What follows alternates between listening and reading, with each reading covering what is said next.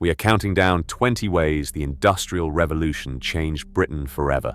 Between 1760 and 1840, a country of fields and handcraft became a country of mills, cities, and smoke. Most people did not choose it. It arrived around them, and they survived it as best they could. This is what changed. Which change mattered most? Let us count down from 20. Number 20. How the factory bell replaced the sun as keeper of time. Before the mills, time in Britain was kept by light. People woke when it grew bright and slept when it failed. The rhythm of the day was the rhythm of the sky. The factory changed that.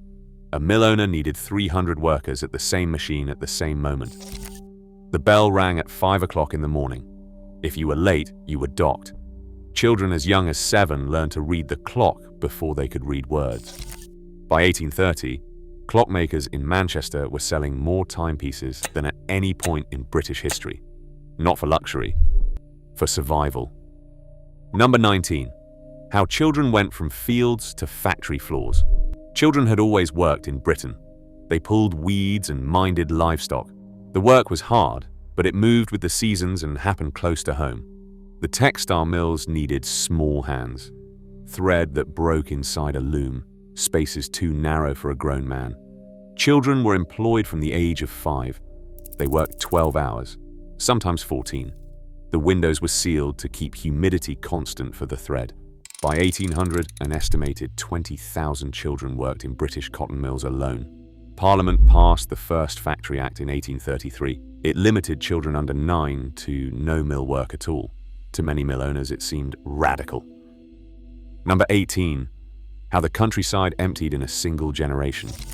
In 1750, 2/3 of British people lived in the countryside.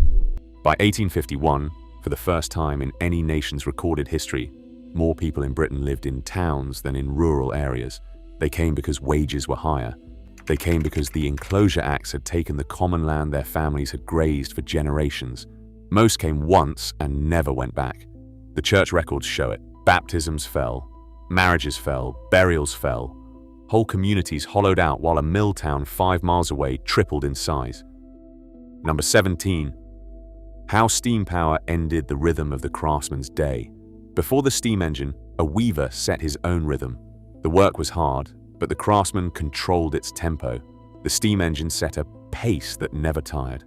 A worker feeding a steam-powered loom in 1820 had to match the machine, not the other way around.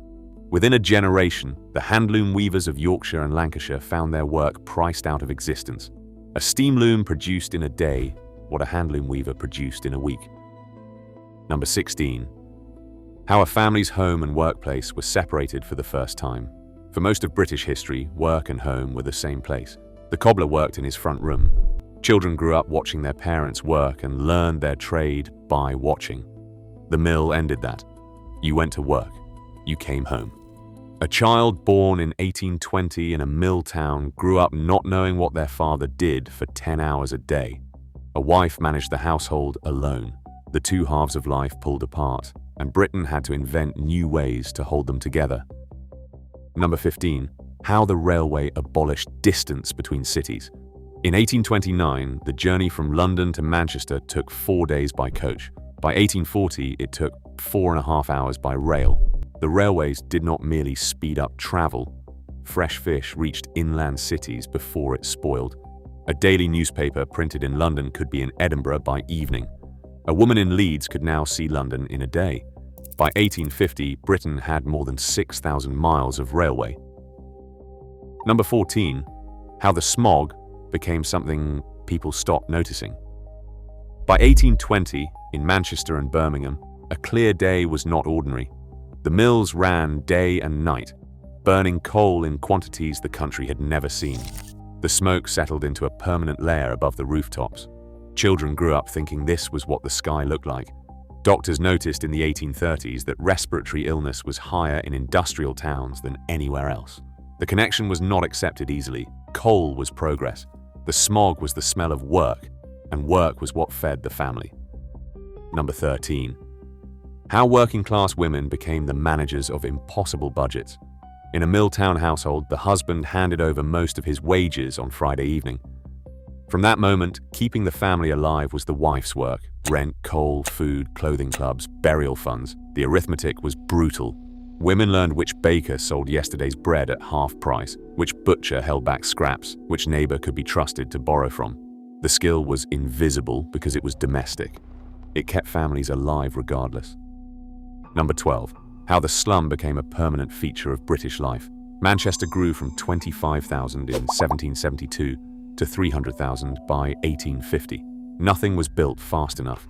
Houses went up overnight, without foundations, without drainage. A court in a Manchester slum in 1840 might hold 20 families sharing one outdoor privy and one water source that ran 2 hours on alternate days. Cholera arrived in 1831 and moved through these courts with precision. It followed the water. Landlords built more. Number 11. How the Chartists and union men taught workers to have demands. The factory concentrated workers in a way that made them, for the first time, organizable. 10,000 weavers in separate cottages were individuals. 10,000 weavers in the same mill district were something else. They began to meet. They began to discuss what they were owed. The trade union movement was banned, tolerated, banned again, and given limited legal recognition in 1871. By 1850, the idea that a worker might negotiate the terms of his own labor was no longer unthinkable. It had simply not yet been won. Number 10. How public health collapsed before anyone thought to rebuild it.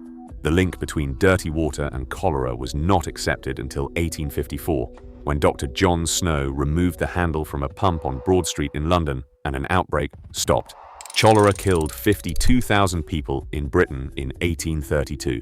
It killed 62,000 in 1849. Edwin Chadwick's report on sanitary conditions sat on government desks for years. In the meantime, the courts and alleys continued their work. Number 9. How Sunday became the only rest and the chapel the only quiet. The mill ran 6 days a week. Sunday was the one day the bell did not ring. For a family that worked every other waking hour, Sunday held everything the week had no room for. Sleep, food cooked slowly, children seen in daylight. Nonconformist chapels grew fastest in the mill towns. Methodist congregations doubled, then doubled again. The chapel gave working-class communities a place to organize, to speak, to learn to read, and to matter to each other outside the hierarchy of the mill. Number 8. How education became something a family could not afford to refuse. In 1750, a farm laborer's child had little need for reading. By 1820, a mill town had a different arithmetic. A foreman who could read the ledger earned more. A woman who kept accounts navigated landlords better. Sunday schools were teaching 300,000 children to read by 1800. Not for enlightenment, for survival. In an economy that was beginning to require literacy in ways the previous one had not. Number 7. How women entered the paid economy and were paid less for it. Before the mills, women's work was essential but unwaged. The mills paid women, less than men, for the same hours doing the same work. Mill owners justified this openly.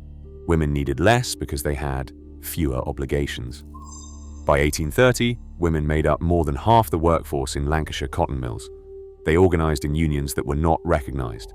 They petitioned parliaments that did not represent them. The economy needed their labor entirely, and it compensated them as if it did not. Number 6. How the idea of childhood was invented by the people who were destroying it. The mills put children inside a system designed for adults and run at an adult pace. Reformers who visited in the 1830s came back disturbed. Children who had never seen a field. Children with industrial injuries. Children who were tired in a way that children had no vocabulary to describe.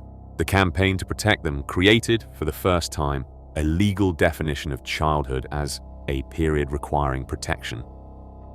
By 1850, the line existed. It was not well enforced, but it had been drawn. Number 5. How Britain's cities grew faster than anyone could imagine a use for them. London reached 1 million people in 1800.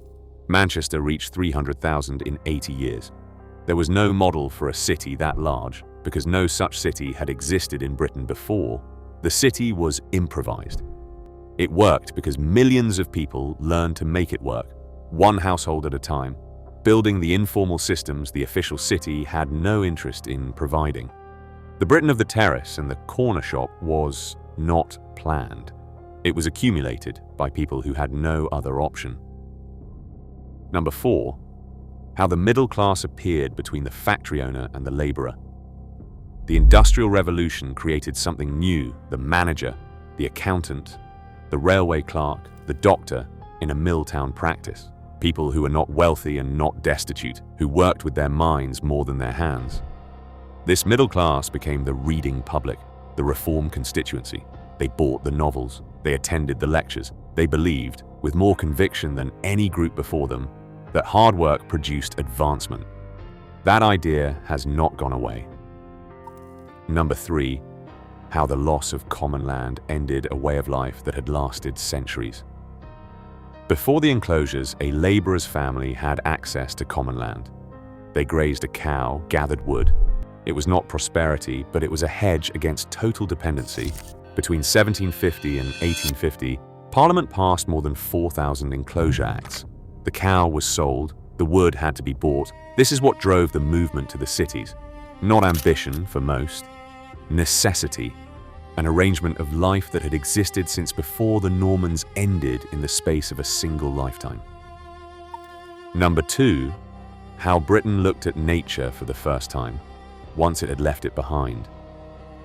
For most of British history, the countryside was not beautiful. It was work. The people who lived in it were too busy surviving it to admire it. The Industrial Revolution produced, as a byproduct, the first generation who could look at nature from a distance. Wordsworth, Constable, and Turner were not reacting against nature. They were reacting against the city, composing the countryside into something the city had made it possible to want. The walking holiday and the Sunday train to the countryside were inventions of the industrial age, made necessary by smoke. Number 1. How ordinary people decided that the world could be improved. The deepest change was not mechanical. It was a change in what people believed was possible. Before 1760, most people in Britain did not expect their lives to be better than their parents' lives. The labourer's lot was fixed by birth and by the village you came from. By 1850, it was not. The Chartists had marched. The cooperative movement had opened its first shop. The Sunday schools had taught a generation to read. The trade unions existed, battered and partly illegal, but existing. The Industrial Revolution took everything a working family had and put it at risk. It also produced, as a consequence of that risk, a people who knew how to fight for what was owed to them. That inheritance was paid for in the courts of Manchester and the coalfields of South Wales and the textile mills of the West Riding. It has not been entirely spent.